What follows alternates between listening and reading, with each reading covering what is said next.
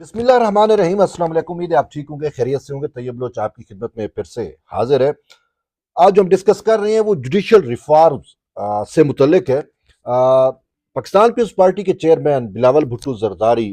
ने हालिया ही दिनों में 2 मरतबा जुडिशल रिफॉर्म्स पर जोर दिया है और उनका कहना था कि ये जो अदालती गलतियां होती हैं, और ख़ासकर उन्होंने बैकग्राउंड मैं आपको बताऊं कि भुट्टो शहीद का जो अदालती रेफरेंस है उस पर जो सुप्रीम कोर्ट ने अपनी गलती दुरुस्त करने की कोशिश की है, तो बिलावल भुट्टो जरदारी ने उस जुमरे में कहा कि हम चाहते हैं कि आइंदा अदालतों से ऐसी गलतियां सरजद ना हों, उसके लिए हमें मिल बैठ के जुडिशल रिफॉर्म्स लानी पड़ेंगी, यानी अदालती इस्लाहात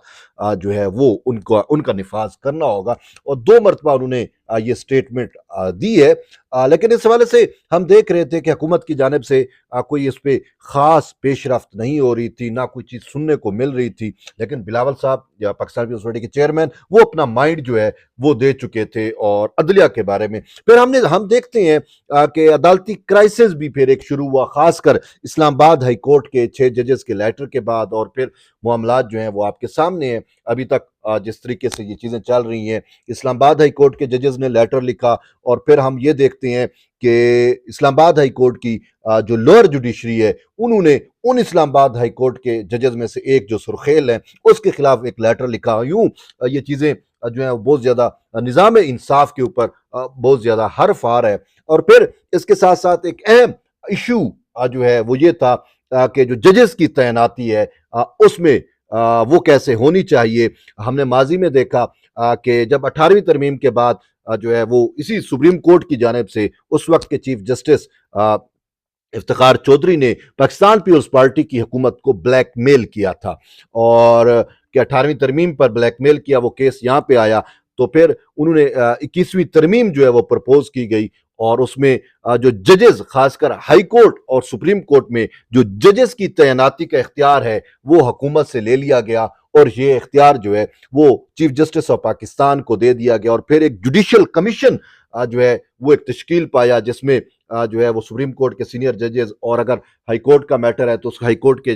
जो है वो चीफ जस्टिस और बार कौंसल के नुमाइंदे, और यूं मिल बैठ के एक स्ट्रक्चर बनाया गया कि ये मिल बैठ कर जो है वो जुडिशल यानी ये जुडिशल कमीशन और ये मिल बैठ के आला अदलिया में या सुप्रीम कोर्ट में हाई कोर्ट्स में जो है वो जजेस अपॉइंट करेंगे। और हमने देखा वक्त वक्त के साथ साथ कि इसमें जो खराबियां थी, जो खामियां थी, वो खुल के सामने आती रही और फिर जजेस का कैंप बनता गया। जो भी चीफ जस्टिस आता वो अपनी मनपसंद के जजेस लगाता, और फिर इसी तरीके से खासकर फिर आप देखते हैं कि जो साबिक चीफ जस्टिस उमर अता बंदियाल थे उन्होंने जिस तरीके से यहाँ पे जजेस लगाए, और आज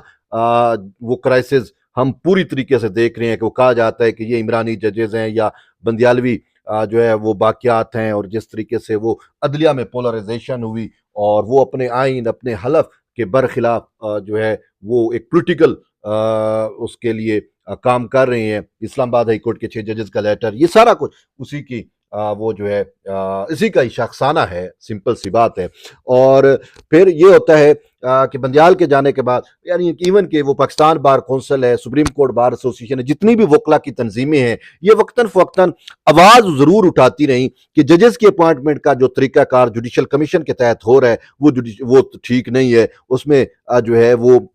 जजेस अपने ही चैम्बर फेलोज को जो है वो जज लगवाते हैं और उससे प्रॉब्लम जो है वो मजीद बढ़ रहे हैं और शफाफियत और मेरिट का जो है वो कत्लेआम हो रहा है। और फिर ये भी होता था कि सीनियर जजेस जिनकी बारी होती थी उनको बाईपास करके मनपसंद के जूनियर जजेस जो है वो अपॉइंट कर दिए जाते थे। तो यूं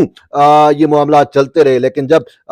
काजी फैज ईसा चीफ जस्टिस बने तो उन्होंने सबसे पहले ये काम किया कि हम अपने तौर पे तो अपनी करेक्शंस करें। तो उन्होंने सबसे पहले जो है वो जुडिशल कमीशन के रूल्स को अमेंड करने के लिए, और उसमें जो है जदीद वक्त जदीद तकाजों के मुताबिक और तमाम जो स्टेक होल्डर हैं जो शराकदार हैं जुडिशल सिस्टम के, जिसमें बार कौंसल्स हो गई, पाकिस्तान बार कौंसल हो गई, पंजाब बार कौंसल, यूं तमाम सूबाई बार कौंसल्स हो गई, और उन एक मतलब उन पर मुश्तमिल एक कमेटी बनाई जस्टिस मंसूर अली शाह की सरबराही में, और उसको ये टास्क दिया गया कि आप तमाम स्टेक होल्डर से मिलकर मुशावरत करें और फिर कोई एक ऐसा लाएअमल इख्तियार करें, कोई ऐसा तरीक़ाकार इख्तियार करें जिससे जो है वो जजेस अपॉइंटमेंट में शफाफियत लाई जाए और तरीक़ाकार जो है वो वज़ा किया जाए। क्योंकि पहले जुडिशल कमीशन था, उसके रूल्स उस तरीके से नहीं थे, तो यूं रूल्स बनाने की एक अटेम्प्ट की गई। तो आज यानी कि रूल्स अब तकरीबन कंप्लीट हो चुके हैं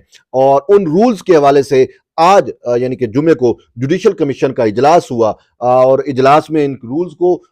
यही है कि शायद पास होना था, लेकिन वजीर कानून ने यानी कि उस कमीशन को यह बताया कि हुकूमत जो है वो इस हवाले से एक तरमीम लाना चाहती है, रिफॉर्म्स लाना चाहती है। जहां से बात शुरू हुई थी बिलावल भुट्टो जरदारी की रिफॉर्म्स वाली, तो आज हुकूमत ने यह इंदिया दिया है कि हुकूमत जो है वो जुडिशल सिस्टम को बेहतर करने के लिए रिफॉर्म्स लाना चाहती है, जिसमें जजेस की अपॉइंटमेंट का तरीकाकार भी जो है वो कलीदी है कि कौन से जज होने चाहिए, कैसे होने चाहिए। तो उस हवाले से हुकूमत ने यह बताया है कि जुडिशल रिफॉर्म जो है वो आ रही है। तो इस पर फिर आज जब इजलास होता है तो उसमें जस्टिस मुनीब अख्तर ने कहा कि अगर मतलब रिफॉर्म्स आएगी तो क्या उससे ये जो जुडिशल कमीशन है इसकी हैयत या इसकी साख भी तब्दील हो सकती है। तो उन्होंने कहा कि इम्कान यही है कि इसकी साख तब्दील हो सकती है। तो फिर जस्टिस मुनीब अख्तर ने कहा कि फिर रूल्स का तो फायदा नहीं है, ये जो हम रूल्स जो है स्टेक होल्डर से डिस्कस करके बैठे हैं इनको हम पास करें और हुकूमत जो है अपनी तरमीम लेके आ जाए तो फिर ये सब कुछ ज़ाय हो जाए। तो उन्होंने कहा कि बेहतर है पहले हुकूमत की तरमीम को देख लेते हैं। और यही जस्टिस याया खान अफरीदी ने भी, उनकी भी शायद यही राय थी कि अब हम इस पर क्या राय दें। तो सारे जजेस वो इतफाक करते हैं जो जुडिशल कमीशन का हिस्सा है। उन्होंने कहा कि ठीक है, फिर हम जो है वो अब अपनी राय रिजर्व रखते हैं, हम राय नहीं देते इस मामले पे, चूंकि हुकूमत जो है वो रिफॉर्म लेके आना चाह रही है। तो हुकूमती रिफॉर्म्स के बाद ही वो पता चलेगा कि जजेस की अपॉइंटमेंट का तरीक़ेकार पार्लिमान या पार्लिमान में बैठे अवामी नुमाइंदे जो हैं वो क्या तय करते हैं। तो इस पर चीफ जस्टिस ने कहा कि ठीक है,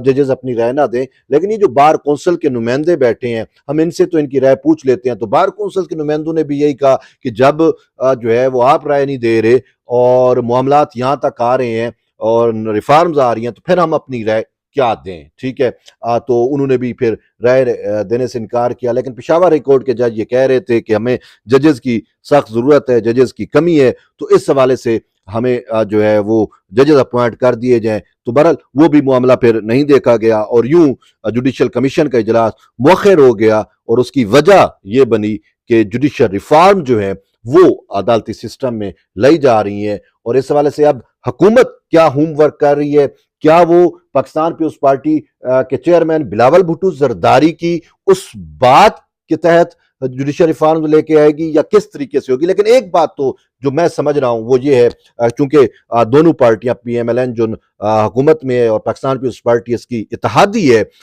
मतलब है उसको सपोर्ट से ही सपोर्ट कर रही है, तो फिर मेरा ख्याल है कि ये एक मुशावरत के तहत जो है ये रिफॉर्म्स आएंगी जिसमें पाकिस्तान पीपल्स पार्टी की इनपुट जरूर शामिल होगी। और पाकिस्तान पीपल्स पार्टी जो है वो सिर्फ जजेस की अपॉइंटमेंट पे रिफॉर्म नहीं चाहती, ओवरऑल वो जुडिशल सिस्टम में रिफॉर्म लेके आना चाह रही है या वो प्रपोज कर रही है। अब देखते हैं कि पार्लिमान अपने तौर पे कैसा काम करती है और क्या रिफॉर्म्स आती हैं, जजेस की अपॉइंटमेंट का तरीकाकार क्या होगा और फिर उससे बढ़ के जो है इंसाफ, सस्ते इंसाफ की फराहमी और बाकी जो मामलात हैं जो जुडिशल सिस्टम के साथ वाबस्ता है, उनमें उनके तहत या उनके लिए जो है वो क्या होमवर्क किया जाता है, क्या तरमीम जो है वो प्रपोज की जाती हैं, क्या तरमीम आती हैं पार्लिमान से। क्योंकि ये भी सुनीद है कि शायद जजेस चीफ जस्टिस की मुद्दत जो है यानी मुद्दत उसको भी कोई फिक्स किया जाएगा 3 साल के लिए। तो फिर यानी कि ये फिर एक मामले पे रिफॉर्म नहीं होगी, ये फिर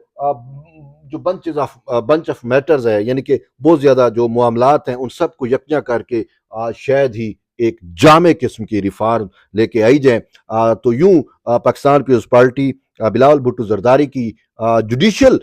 सिस्टम से मुतल्लिक जो विजडम है, बज़ाहिर मुझे यही लगता है कि अब वो प्रिवेल कर रही है और करेगी। तो मजीद देखते हैं कि हुकूमत और या पार्लिमान इस हवाले से क्या करती है, तो ये हमें पता चलेगा। लेकिन ये एक अहम डेवलपमेंट थी, मैंने कहा आप तक शेयर करें। एट द एंड यही है कि जुड़े रहिए तैयब बलोच के साथ। मिलते हैं एक नई वीडियो, तब तक ले इजाज़त दें। अल्लाह हाफिज़।